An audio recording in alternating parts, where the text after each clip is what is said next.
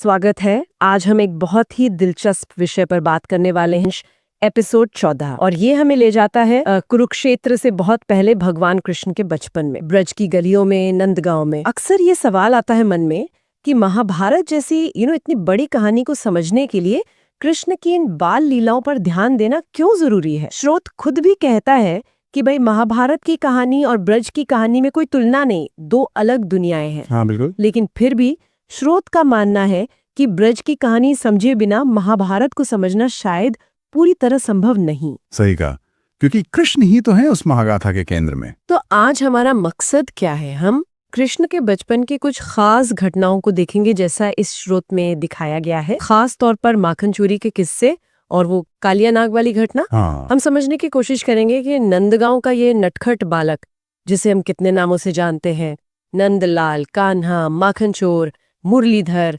गोपाल, मनमोहन जी, अनगिनत नाम है। हाँ, तो वो कैसे भारत की आत्मा के एक हिस्से को दर्शाता है और कैसे ये बचपन आगे की भूमिका की नींव रखता है। ठीक है। तो चलिए शुरू करते हैं।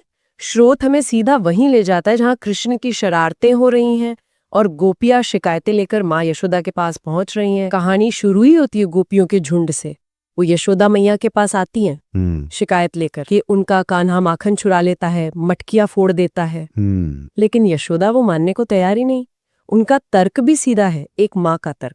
अरे हमारे घर में क्या माखन की कमी है जो मेरा लाल चोरी करेगा? हाँ, कहती हैं नंद बाबा के घर में तो दही माखन की नदियां बहती हैं। बिल्कुल, वो मानती हैं कि कान्हा थोड़ा नटखट है, शरारती है, पर चोर ना, कभी नहीं। स्रोत में एक सीन है जहाँ एक गोपी शायद ज्यादा ही तंग आ गई है। वो यशोदा से कहती है, चलो मेरे साथ, मैं तुम्हें रंगे हाथों पकड़वाती हूँ। अच्छा। हाँ, यशोदा थोड़ी हिचकते हुए जाती हैं, लेकिन वहां पहुंचकर क्या देखती हैं? कृष्ण तो दोस्तों के साथ, ग्वाल बालों के साथ आंगन में गेंद खेल रहे हैं, बड़े आराम से, एकदम मासूम। हाँ, वही मासूमियत चेहरे पर। गोपी की शिकायत तो झूठी निकली। यशोदा शायद मन ही मन मुस्कुराई होंगी। हाँ, लेकिन शरारतें तो रुकती नहीं है। स्रोत दिखाता है कि ये चलता रहता है। और फिर एक मौका आता है जब कृष्ण और उनके सखा वो सच में एक घर में माखन खाते पकड़े जाते हैं। अच्छा, इस बार पकड़े गए? हाँ, इस बार सबूत सामने है। और यहीं पर कृष्ण का वो रूप सामने आता है जो इन्हें इतना प्यारा बनाता है। पकड़े जाने पर उनका वो मासूमियत भरा इनकार। बिल्कुल।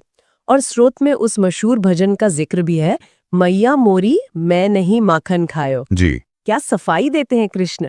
कहते हैं, सुबह होते ही तो मैं गैया चराने मधुबन चला गया था, शाम को लौटा हूँ, और मैया देखो तो मेरे हाथ कितने छोटे हैं, ये भला छींके पर रखी मटकी तक कैसे पहुंचेंगे? हाँ, और इल्जाम दोस्तों पर डाल देते हैं। हाँ, कहते हैं ये सब ग्वाल बाल है ना, इन्होंने ही मेरे मुंह पर माखन लगा दिया। यहाँ तक कहते थे कि ये सब ग्वालिनों की साजिश है, वो जलती हैं मुझसे। और यशोदा का क्या होता है? माँ का दिल है। स्रोत दिखाता है कि वो पिघल जाता है, वो गुस्सा काफूर हो जाता है।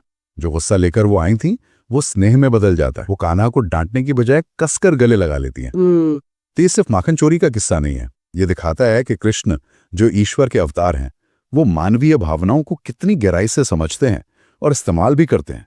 उनका ये रूप दिव्य होते हुए भी बहुत मानवीय, सुलभ और आकर्षक है। ये लीला का एक बेहतरीन उदाहरण है, भगवान का खेल जहां तर्क से ज्यादा प्रेम और भावना मायने रखती है। कृष्ण की ये शरारतें सिर्फ माखन चोरी तक ही नहीं थी, दोस्तों के साथ भी उनकी खूब नोकझोंक चलती थी। स्रोत हमें एक और ऐसे ही प्रसंग पर ले जाता है। हाँ, ये उनके दोस्तों, खासकर बड़े भाई बलराम, जिन्हें दाऊ कहते हैं, उनके साथ रिश्ते को दिखाता है। स्रोत बताता है कि बलराम और दूसरे सखा कृष्ण को उनके सांवले रंग पर चिढ़ाते हैं। अच्छा। पूछते हैं मजाक में, कान्हा, नंद बाबा गोरे, यशोदा मैया गोरी, तुम काले कैसे? हाँ।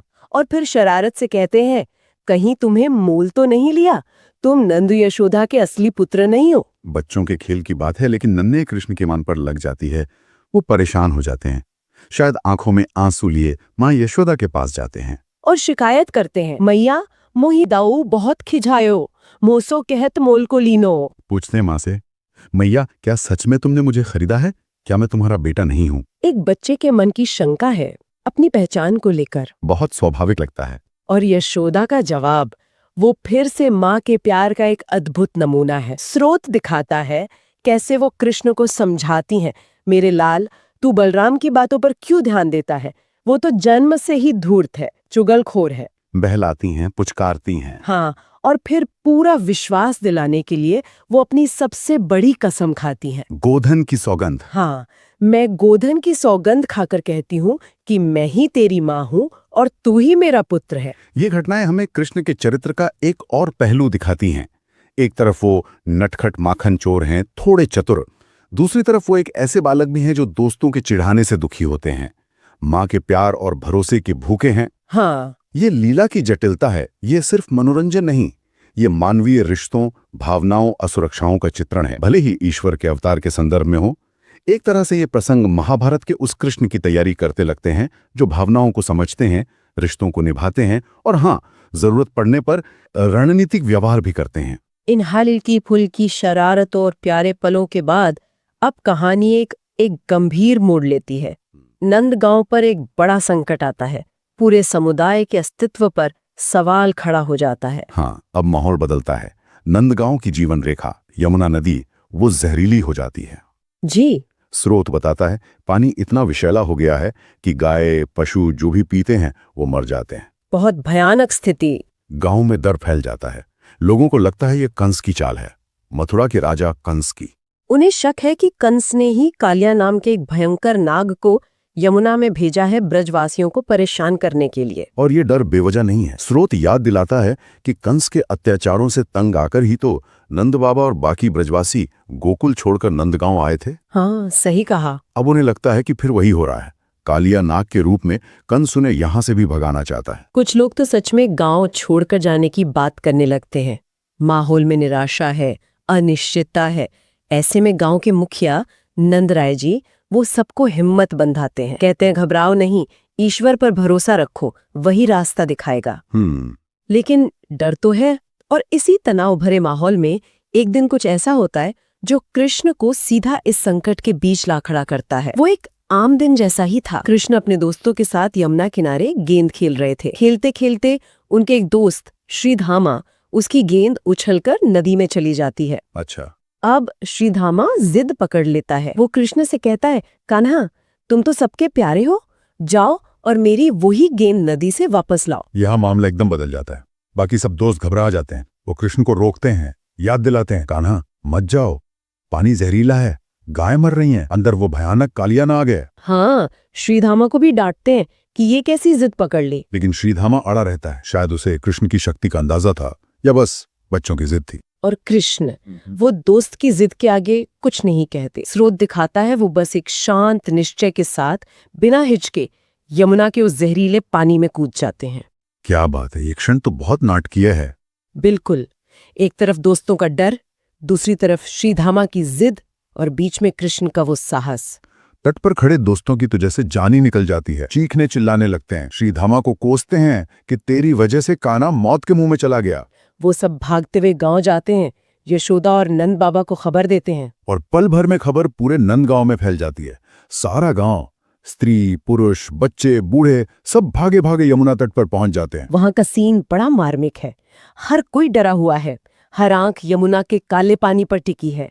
सब अपने कान्हा की सलामती की प्रार्थना कर रहे हैं। यशोदा और नंद का तो हाल बेहाल है। स्रोत उनके दुख, उनकी पीड़ा को दिखाता है। उन्हें लग रहा है सब कुछ खत्म हो गया है। पूरा माहौल शोक और डर से भरा हुआ है। और नदी के अंदर क्या हो रहा है? स्रोत हमें कृष्ण और कालिया नाग के बीच हुए युद्ध की झलक देता है। दिखाता है कि कैसे नन्हे कृष्ण उस विशाल 1000 फन वाले नाग का सामना करते हैं। नाग पूरी शक्ति से जहर उगलता है, कृष्ण को जकड़ने की कोशिश करता है, लेकिन कृष्ण उसके फनों पर नाचते हुए उसे काबू में करते हैं। ये सिर्फ शारीरिक लड़ाई नहीं है, ये बुराई पर अच्छाई की जीत का प्रतीक है, विष पर अमृत की। और आखिर में कालिया नाग हार जाता है। वो कृष्ण की दिव्यता को पहचान लेता है, उनसे माफी मांगता है जी। और कृष्ण जो करुणा के सागर हैं उसे माफ कर देते हैं। लेकिन एक शर्त रखते हैं। क्या शर्त? कि वो तुरंत अपने पूरे परिवार और साथियों के साथ यमुना नदी को हमेशा के लिए छोड़कर कहीं दूर रमन का द्वीप चला जाए, ताकि ब्रजवासियों के लिए यमुना का पानी फिर से साफ और सुरक्षित हो सके। इस घटना का महत्व बहुत गहरा है। ये सिर्फ एक नाग को वश में करना नहीं था। हाँ, ये तो यमुना को फिर से पवित्र करना था, समुदाय के जीवन स्रोत को बचाना था। बिल्कुल, लोगों के मन से डर निकालना था। और ये कृष्ण द्वारा बचपन में ही असाधारण नेतृत्व, साहस और सबसे बढ़कर धर्म की स्थापना करने की क्षमता का प्रदर्शन था। उन्होंने न सिर्फ संकट को दूर किया बल्कि उसके कारण को ही जड़ से खत्म कर दिया। और फिर वो क्षण आता है जब कृष्ण कालिया नाग के फन पर खड़े होकर बांसुरी बजाते हुए विजयी होकर नदी से बाहर आते हैं। वाह! तट पर खड़े लोगों की जान में जान आती है। स्रोत कहता है, कालिया का मान मर्दन हो गया, जल निर्मल हो गया। शोक और भय का माहौल पल भर में खुशी और उत्सव में बदल जाता है। यमुना तट पर फिर से कृष्ण की बांसुरी की वही मीठी धुन गूंजने लगती है, जीवन और आनंद का प्रतीक। सभी गांव वाले खुशी से नाचने लगते हैं, गाने लगते हैं और जय गोविंद, जय गोपाल के नारे लगाते हैं। तो हमने कृष्ण के बचपन की इन दो अलग अलग तरह की घटनाओं को देखा। एक तरफ माखन चोरी जैसी नटखट शरारतें, दोस्तों के संग हंसी मजाक, माँ का लाड़ प्यार। हाँ, दूसरी तरफ कालिया नाग जैसे भयानक संकट का सामना, साहस और पूरे समुदाय की रक्षा। इसका कुल मिला के मतलब क्या निकलता है? ये सब मिलकर कृष्ण की कैसी तस्वीर बनाते हैं? देखिए, ये दोनों पहलू नटखट और वीर ये मिलकर ही कृष्ण के चरित्र को पूरा करते हैं। अगर हम इसे बड़ी तस्वीर से जोड़ें तो ये कथाएं सिर्फ बच्चों की कहानियां नहीं हैं। ये हमें कृष्ण के बहुआयामी व्यक्तित्व की झलक देती हैं। उनका शरारती रूप उनकी मानवीय पहुंच दिखाता है, जबकि कालिया मर्दन कैसी घटनाएं उनकी दिव्य शक्ति और उद्देश्य को जाहिर करती हैं। हाँ, ये बात तो है। ये घटनाएं दिखाती हैं कि उनमें बचपन से ही नेतृत्व की क्षमता थी, समस्याओं को सुलझाने का हुनर था और धाम की रक्षा का भाव था।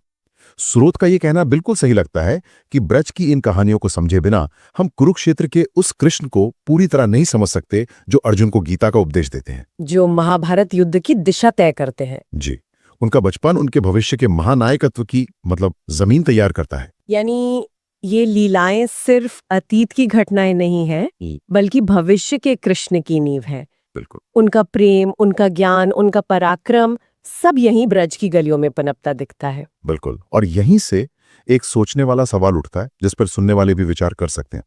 कृष्ण के बचपन में ये जो असाधारण क्षमता दिखती है, चाहे वो गोपियों को बातों से मना लेना हो, माँ यशोदा का विश्वास जीतना हो या कालिया जैसे नाग को वश में करना हो, हाँ, ये सब कुरुक्षेत्र में उनकी जटिल और निर्णायक भूमिका का एहसास कैसे कराता है? क्या हम कालिया नाग के मर्दन को छोटे पैमाने पर ही सही अधर्म और बुराई पर धर्म की जीत के एक प्रतीक के तौर पर देख सकते हैं, जिसका बड़ा रूप फिर महाभारत में दिखता है? बिल्कुल। कृष्ण का ये बाल रूप उनके गीता के उपदेशक और युद्ध के रणनीतिकार वाले रूप से कैसे जुड़ता है, ये सोचने वाली बात है।